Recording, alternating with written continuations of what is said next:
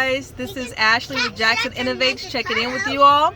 As you can see, I am in my truck right now because the city of Houston was just officially shut down due to COVID-19.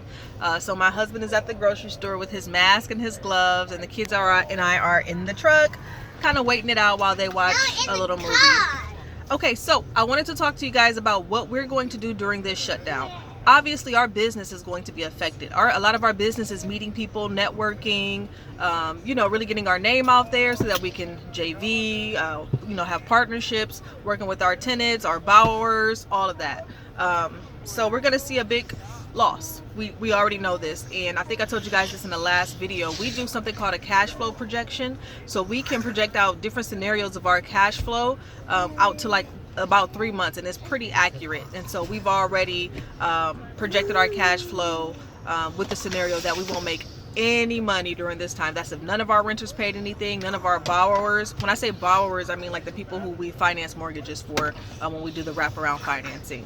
If none of them made another payment and we had to be on the hook for all of those payments without making any money, where would we stand?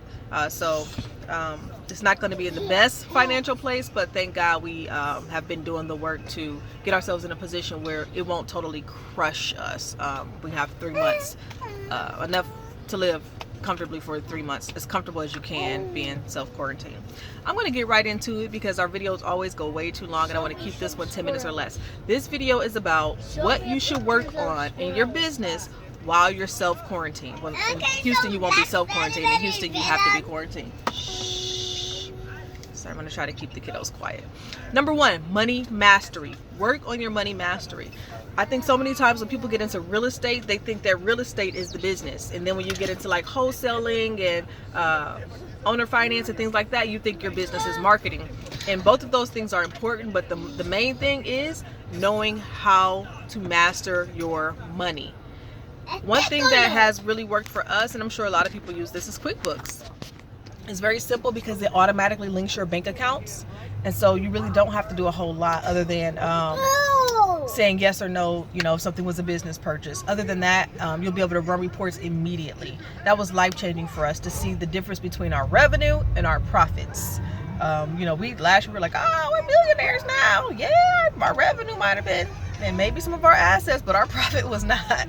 And it took us money mastery to learn that very hard lesson. Sorry, I'm looking over at my notes. So make sure you're working on your money mastery during this time. Just start setting up the processes. Set up your QuickBooks, set up your flow charts, your cash flow charts. Start really taking a look at your balance sheets. What does that mean? Just start reading about it. Number two, time mastery. How are you spending your time?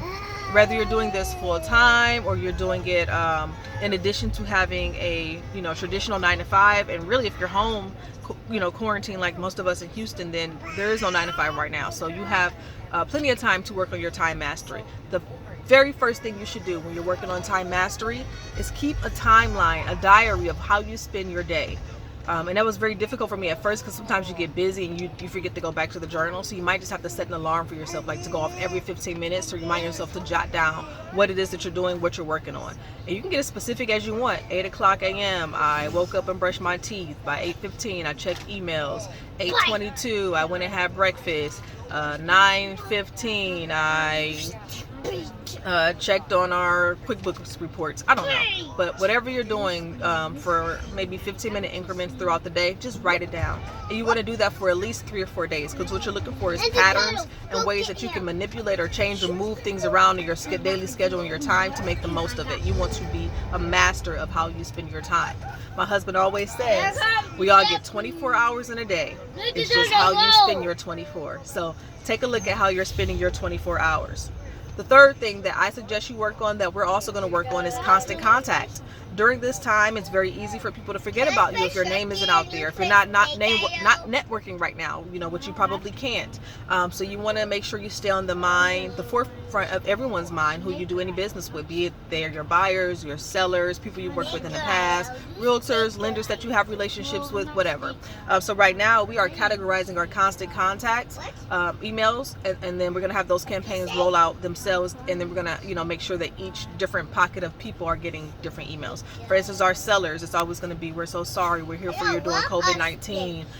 What can we do to help you? Or here's some tips to keep you and your family entertained during COVID-19. Just things, not even real estate related, right? Just keeping our name out there. But we might send our buyers, hey, we're still buying properties. If you're still buying, we have properties to offer you.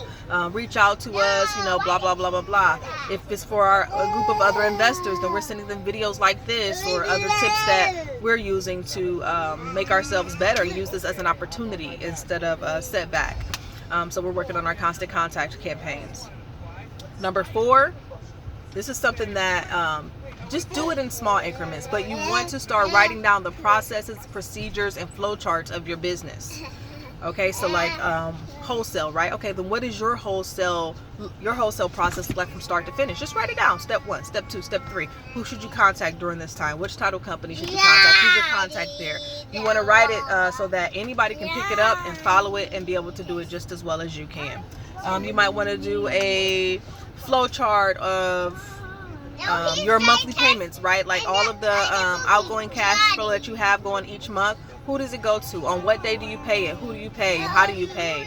What are the passwords? Just things like that. Start working on. It's the small administrative things that often get overlooked because most of the time, you know, we're trying to focus on the strategies that are going to make us money. We're not really concerned about the small things like that, but they're very vital and important. So use this time to do that. Number 5, I love number 5 because this gives you a chance to dream big.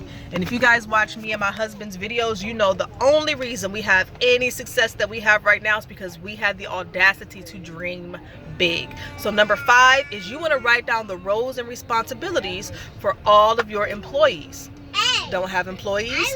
That's the whole point of this. You don't have them yet. But when you start writing down the roles and responsibilities, you are telling the universe, your God, whomever it is that you're praising every morning, that this is something that is going to happen. And once something is set in motion, I mean, it's just the law. Once it's set in motion, it's going to keep going.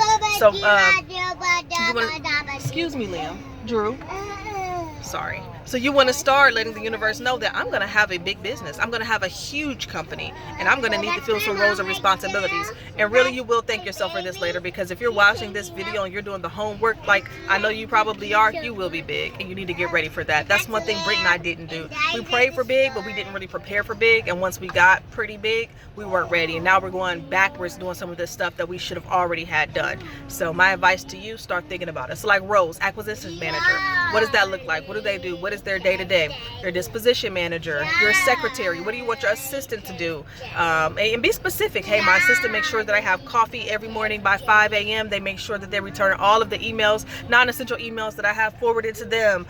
They have already set up my glam squad to meet me in my Sprinter van that's going to come pick me up every morning. I mean, just dream big, y'all. It's so fun. It's fun. What is your president going to do? What is your CEO going to do? What is the role of your board of directors? I mean, whatever it is that you want to have your business be a part of, just think big and have fun thinking about the roles and responsibilities, guys, because this is where the magic happens in the big thinking. Here's a bonus. If you made it this long, I want to tell you why you're doing all of this. A lot of you guys who are getting into wholesaling, you're getting into real estate, you don't really have any business background. You know, maybe no one in your family owns any businesses. You don't have a mentor who's a multimillionaire. So you are really learning from the ground, like how to manage money, how to run a business. So here is a tip that I really want you to think about. Think about your exit strategy for your business as a whole. We talk about exit strategies for real estate, but what about exit strategies for your business? Meaning, when you, at the very end of your business, do you want to be able to roll all of your profits out and be done and retire and you're good to go? Do you want to eventually merge with another business and you guys become a bigger business and you continue to run that? Do you want to sell your business and move on to start another business? I mean, just be very specific about what it is and how you want to exit. Britt and I have already determined that one of our exit strategies for some of our some parts of our company, because some parts we want to keep, but some parts of it we are going to sell. So that's why it's very important for us to write down every process, every procedure, every flow chart, because once we sell our business, we want to be able to hand over like the manuals, you know, just a USB of everything that we do, and whoever buys our business, they literally have to do nothing. Everything is already in place. A, B, C, D, 1, 2, 3, this is how you do it. So that's why it's important for us to do those processes, because we know that's our exit plan. And honestly, some parts of our business we're going to sell over and over and over, not like a course or anything like that, but we're going to sell you our business model. We'll sell you our kind of like the skeleton of our business, right? Because for instance, we don't really wholesale as much as we used to, so it financially makes no sense for us to hold on to all of that information. Why not just sell what we have to those who really do want to use it and who really do want to start their business, and they don't want to start from the ground like we had to. There's no point. Why not start making money right out the gate by just buying my business, then try to start all over and then it's starting a deficit. I guess it's the difference between, I use the analogy, somebody wants to start a sandwich shop. You can start a sandwich shop. You're going to have to pay for a lease. You're going to have to pay for permits. You're going to have to pay for licensing. You're going to have to pay for staff, start all over, training for your staff. How do I do payroll? How do I do budgeting? All of that good stuff like that. Or you can just buy a quick franchise. Most of that stuff's already done for you, and you already going to start seeing profits within a year, Whereas with the sandwich shop, you might not ever see a profit. You might be in a deficit for many, many years, especially if marketing isn't your thing. I mean, whatever. So anyway, the extra bonus is just make sure you are working on your business in ways that support your eventual exit strategy. So that's all I have, guys. Britt is still in the store. We're at Kroger right now. We live in a really fancy little neighborhood or whatever, and he said the stores are empty. We did not expect that here, because up until today our store has had pretty much everything, but the mayor got on the news today and said he was doing the city shutdown, so I think everybody got scared, and yeah, so everybody's at the grocery store. You never see this grocery store full like this. It's crazy. So we're gonna probably have to hit some more up. This is crazy, guys. I really hope you're taking care of each other. Take the social distancing serious. My mom's in healthcare and she's still working, and it really is scary for us. Especially she comes to see the kids sometimes, and we don't want her to be exposed to something and then she's bringing it back to the kids. She's aware of that too, so we're all taking precautions. My husband, I'm rambling now, so I'm not gonna say anything else about real estate. So if you've already gotten what you need from this video, sayonara. I'm so glad you stuck around. I really hope it blesses you and helps you. If you just got a couple minutes and you're not doing anything else, you can just listen to me ramble about my husband. So I don't know if you guys know this, but he is a former federal agent.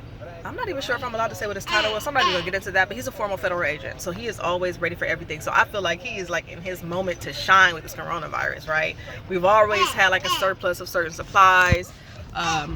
Oh, it's so funny about supplies, right? So when this COVID first hit, stop baby, when this COVID first hit, most other states were talking about how they were out of tissue, and in Texas, of course, we were out of ammo.